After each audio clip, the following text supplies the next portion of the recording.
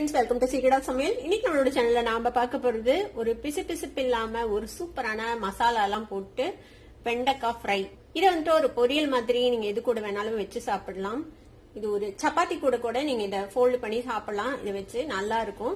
சரி, வாங்க டிலே பண்ணாம இந்த சூப்பரான வெண்டைக்காய் ஃப்ரை எப்படி செய்யலாம்னு பார்க்க. ஒரு வடச்சட்டி அடுப்புல வச்சிருக்கேன். அதுல வந்துட்டு 1 டேபிள் ஸ்பூன் அளவுக்கு எண்ணெய் விட்டுருக்கேன். இதுல வந்துட்டு ஒரு பாதி அளவுக்கு வெங்காயத்தை இந்த மாதிரி ஸ்லைசஸா வெட்டி வச்சிருக்கேன். அதே மாதிரி ஒரு 4-5 பல் பூண்டு இந்த மாதிரி நீல வாட்டில வெட்டி வச்சிருக்கேன். இப்ப இந்த பூண்டு வெங்காயம் ரெண்டையும் இந்த எண்ணெயில சேர்த்திடலாம்.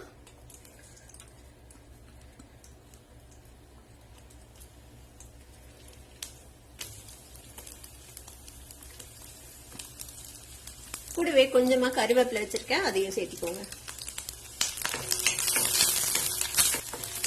வெங்காயம் பூண்டெல்லாம் ரொம்ப நேரம் வதங்கணும்னு அவசியம் இல்லை, லேசா வதங்கினா போதும். இப்போ ஓரளவுக்கு வதங்கிடுச்சு. இப்போ இது கூடவே நான் வந்துட்டு ஒரு 200 கிராம் அளவுக்கு வெண்டைக்காவை இந்த மாதிரி நீல வாட்டில வெட்டி வச்சிருக்கேன். அதை வந்துட்டு சேர்த்திக்கோங்க.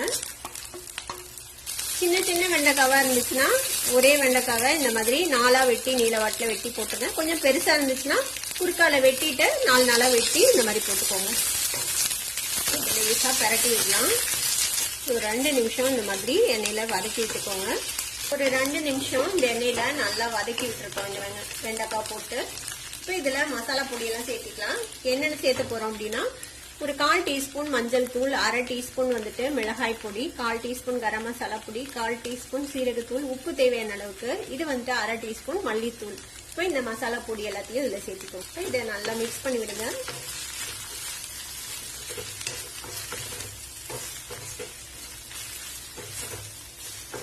போட்ட மசாலா பொடி எல்லாத்தையும் சேர்த்து நல்லா மிக்ஸ் பண்ணி விட்டாச்சு.